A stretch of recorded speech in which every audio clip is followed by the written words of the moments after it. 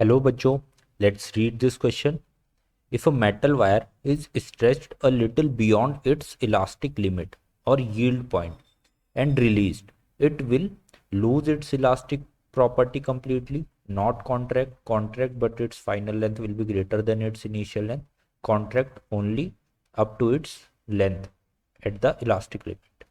Okay, so देखो question में आपको क्या गिवन है. बेसिकली आपको ये दिया हुआ है कि अगर आप स्ट्रेस स्ट्रेन कर्व ड्रॉ करते हो एक वायर का, ठीक है, इस एक्सिस पे मान लिया आपने स्ट्रेस लिया है, यहाँ पे आपका स्ट्रेन है. तो अगर आप उस वायर को उसकी इलास्टिक लिमिट से थोड़ा सा आगे तक खींचते हो, ठीक है, यानी उस पर स्ट्रेस लगाते हो. देखो हम जानते हैं इलास्टिक लिमिट तक सबसे पहले हुक्स लॉ फॉलो होगा, फिर थोड़ी आगे जाके यहाँ पे कहीं आपकी इलास्टिक लिमिट आ जाएगी.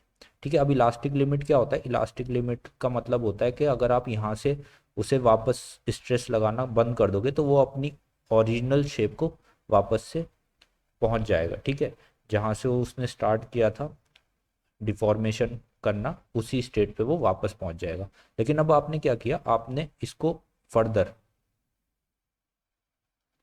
यहाँ तक मान लिया, आपने इसको स्ट्रेच कर दिया. ठीक है, इसकी इलास्टिक लिमिट यहाँ पर थी, लेकिन आपने इसकी इलास्टिक लिमिट से भी आगे इसको स्ट्रेच कर दिया. तो फिर उसने आपको डिफरेंट कंडीशन दी हुई है कि इस मटेरियल के साथ क्या होगा. ठीक है, सो देखो की कॉन्सेप्ट यहाँ पे आपको क्या पता होना चाहिए इस क्वेश्चन के लिए. की concept is your knowledge of stress strain curve. ये जो स्ट्रेस स्ट्रेन के बीच में जो कर्व बनता है, इसकी आपको नॉलेज होनी चाहिए कि मेटल्स के लिए किस तरीके से बिहेव करता है. ठीक है, जब भी आप इलास्टिक लिमिट से आगे किसी चीज़ को डिफॉर्म करते हो तो क्या होता है, उसके अंदर परमानेंट डिफॉर्मेशंस आ जाती है. ठीक है, अगर आप समझ लो इसे इलास्टिक लिमिट तक लेके जाते और आप यहाँ पे स्ट्रेस लगाना बंद कर देते, तो ये वापस क्या होता, जो इसका स्टार्टिंग पॉइंट था ये उसी शेप को रीगेन कर लेता और इसमें टोटल डिफॉर्मेशन जो होता एक्स वो जीरो रहता.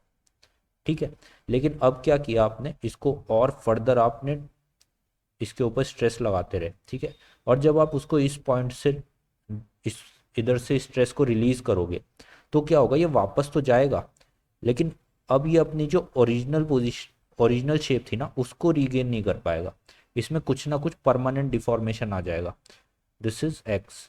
अब ये नॉट इक्वल्स टू जीरो है. इस बार जो आपका परमानेंट डिफॉर्मेशन है, ये आपका परमानेंट डिफॉर्मेशन इसके अंदर कुछ ना कुछ आ गया है. इसने कुछ ना कुछ तो अपने साइज को रीगेन किया, लेकिन पूरे साइज को, ओरिजिनल साइज को ये रीगेन नहीं कर पाएगा. सो ये होगा आपके मटेरियल के साथ. ये आपका ऑप्शन नंबर जो सी में दिया हुआ है आपको, it will contract but it's final length will be greater than it's initial length. उसकी कुछ ना कुछ लेंथ अब बढ़ गई है क्योंकि उसमें कुछ परमानेंट डिफॉर्मेशन आ चुका है. So option C will be your correct answer. So I hope you understand this question. Good luck.